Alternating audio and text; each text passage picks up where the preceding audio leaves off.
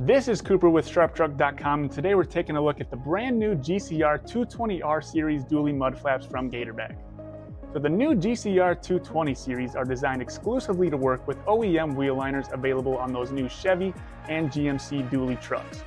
The changes that Gatorback made are these new, larger, updated brackets, as well as new updated hardware that provide a no drill and no modification solution to this fitment.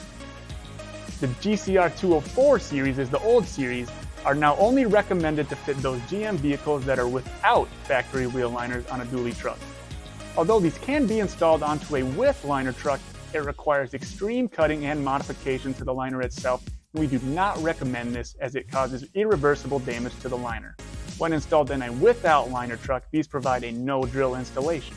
Now both the new GCR220 Series and the GCR204 Series use the 21-inch wide heavy-duty Gatorback rubber mud flap with its weighted reinforced center panel, which helps you protect both your truck and the trailer that you are pulling.